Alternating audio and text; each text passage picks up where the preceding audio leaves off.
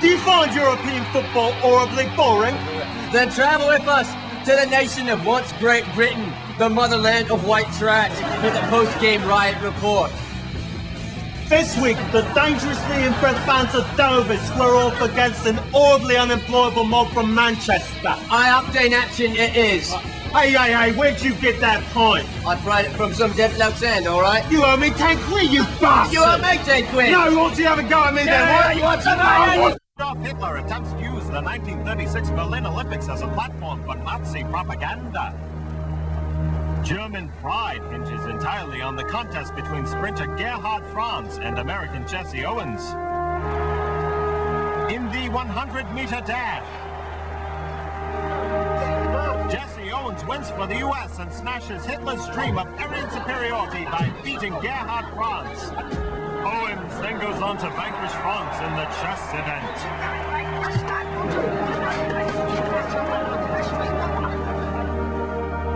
And in the science fair competition, Owens delivers the Hun a stunning defeat. But despite some trouble in the trivia contest, was it George Washington Carver? Owens comes back to seal his victory in the German spelling bee. Gemeinschafft. Gemeinschaft. Jesse Owens goes down in history as a sports legend and a great American. Meanwhile, Gerhard Franz falls into obscurity.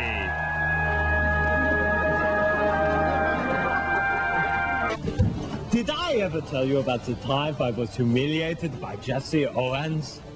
Mr. John Thomas Saxpunk of Leicester writes, Dear sirs, how can you consider football rioting a sport?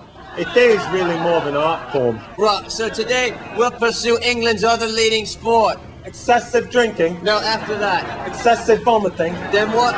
More excessive drinking. Right, and what does one do whilst drinking? Darts. It's a drinking man's sport. And extreme darts is a running man's sport. The object is to hit a moving dartboard while not passing out. Now, I'll throw first, and Trevor here will run. No, I can't run first. I gotta hold me beer. All right, then we'll settle this. Of what sport am I presently thinking? Is it darts? Damn. What? Federal Reserve will be restructuring their monetary policies within the next year. And now for an entirely new segment here on PBS, we go to New York for sports. Hannah? Thank you, Gerald. We begin with baseball. The Detroit Tigers beat the California Angels by a score of 9 points to 4 points, which in no way improved its municipal bond rating. And now for National League scores, we go to London. Cincinnatians were distracted from their lives of quiet desperation by beating Atlanta 5-1.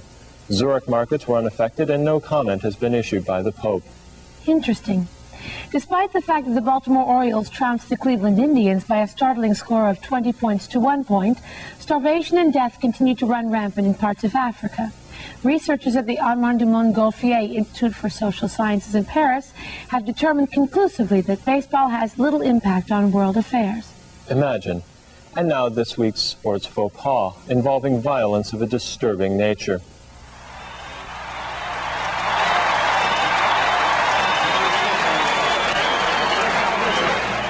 Dear God. That must have been excruciating.